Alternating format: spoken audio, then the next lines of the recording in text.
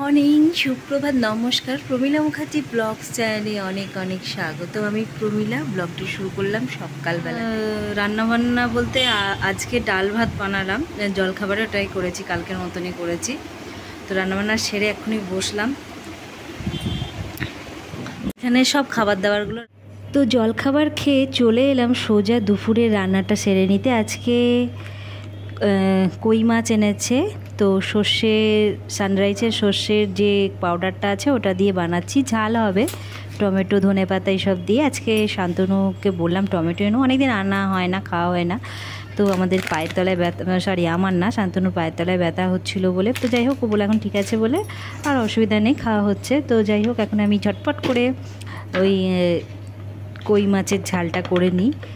তো নুন, হলুদ, শুকনো লঙ্কার গুঁড়ো দিয়ে একটু মিষ্টি দেবো, কারণ এইটা দেখবে সর্ষের গুঁড়োটা একটু তেতো তেতো ভাব হয়, তো তেতো ভাবটার কারণে একটু মিষ্টি দিলাম। আর তেলটাও গরম হয়ে গেছে, এবার মাছটা ঝটপট করে কড়া কড়া করে ভেজে নিলাম। আর এটা একটা আঁশটে গন্ধ হয়, অনেকে দেখবে এই মাছটা সহজে খেতে পারে না এটা গন্ধটার জন্যে।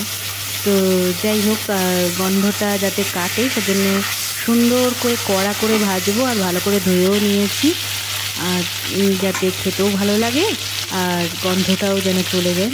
আমার ছেলেটার আবার এই মাছ নিয়ে খুব সমস্যা হতো একটা সময়। আর টমেটো দিয়ে, তেলের মধ্যে টমেটোটা দিয়ে এরপরে নেড়ে চেড়ে ঝালটা করে নেবো। আর একটা কথা, আজকে যা বেথুয়াতে কারেন্ট যাচ্ছে সে আর বলার নেই। আমার ব্লগটা ঠিক মতন পৌঁছাতে পারবে কি না জানি না। তো যাই হোক, এখন ভয়েস ওভার দিচ্ছি, তো তোমাদের বলি আজকে ঠিক টাইমে ব্লগটা পৌঁছাতে পারলাম না, একটু দেরি হয়ে গেল আজকে ব্লগটা পোস্ট করতে, প্রচণ্ড কারেন্ট যাওয়ার জন্য। তো বন্ধুরা, আমি আশা করি তোমরা পাশে থাকবে, এই আশায় তো আছি, আর আশা করি তোমরা আমার পাশেই আছো, তোমাদের ভালোবাসা আছে এটাই জানি।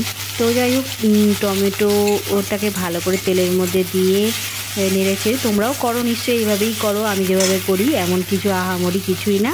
তো যাই হোক, আমার ঘরে যেটা রান্না হচ্ছে সেটাই আমি দেখাই, সেটাই শেয়ার করি, তোমাদের তো আগেও বলেছি। এই যা, তো টমেটোগুলো ভালো করে গলিয়ে টলিয়ে নিই। আর এই মশলাটা, মশলা না, এই সর্ষের গুঁড়োটা আজকে ব্যবহার করছি, কারণ বেশ তো কদিন সর্ষে বাটা হলো, আর এইটাটা খুব ঝটপট করে রান্না হয়ে যায়, সুবিধাও আছে। আবার ধরো একদিকে টেস্টটাও খারাপ হয় না, কারণ খেয়েছিলাম তো দুপুরে, এখন ভয়েস ওভার দিচ্ছি সেই জন্যই বলতে পারছি। আর বাটতে দেখো সবসময় বাটাটার খুবই অসুবিধা হয়, সেটাই তো। এখন মাছের গুলো সব দিয়ে দিলাম, এই মাছগুলো ওই সর্ষের ঝালের মধ্যে। তো ডাল অল্প পরিমাণ আছে সকালবেলাকার, মানে জলখাবারে যা করেছিলাম। তো এরপর ধনেপাতা কাঁচা লঙ্কা দিয়ে মাছটা যথারীতি নামিয়ে নেবো। তো আলু ভাতে দিয়ে দিয়েছি, মানে আলু ভাতে মানে ভাতেতে দিইনি, মানে আলাদা সেদ্ধ করলাম। এই যা, তো এইভাবে গ্যাদগেদে হয়ে যায় বলে, খেতে ভালো লাগে না বলে আমরা আলাদা করে সেদ্ধটা করলাম। আর আমাদের ঝাল টাল হলে না, কেউ অন্য তরকারি পতরি এগুলো পছন্দ করে না, মাংস আর এই ঝাল টাল করলে এরা খেয়ে নেয় খুব তাড়াতাড়ি, মানে ভালোবাসে তো, বাড়িতে সবাই ভালোবাসে, এই জন্যই এই রান্নাটা এভাবে করা হয়। তো আমার রান্নাবান্না কমপ্লিট হয়ে গেছে, সর্ষে দিয়ে ঝাল রেডি, আর এদিকে আলুটা সেদ্ধ করে রেখেছি, আর দুপুরের জন্যে সকালের একটুখানি ডাল পড়ে আছে, আর ভাত তো সকালেই রান্না হয়ে গেছে। রান্না করে এখন বসে আছি, তো ঘেমে গেছি, গরম তো কমছে না কোনোভাবে। তো চলো পরে আসছি আবার, খাওয়া দাওয়ার পরই, না হলে আবার আসবো, এটাই বলার ছিল। ছাদে জামা কাপড় তুলতেছে, বৃষ্টিটা ভিজে গেলে আমার দেখো কি অবস্থা, আরে বৃষ্টি হচ্ছে বাইরে।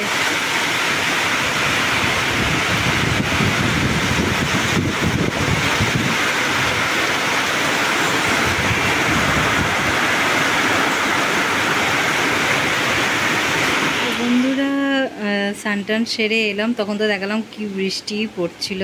তো বৃষ্টি সব কোথায় চলে গেছে, এখন মেঘলা, তো রোদের একটু হালকা আভা আছে। এই যা আকাশে এরকম মেঘলা, আবার হালকা আভা এলা, বাহ, কদিন আকাশটা বেশ সুন্দর দেখাচ্ছে, দেখেই মনটা ভরে যাচ্ছে। ভালো লাগলে অবশ্যই লাইক, শেয়ার, কমেন্ট, সাবস্ক্রাইব করে পাশে থেকো। তো আজকের মতো টাটা, নেক্সট ব্লগে দেখা হবে।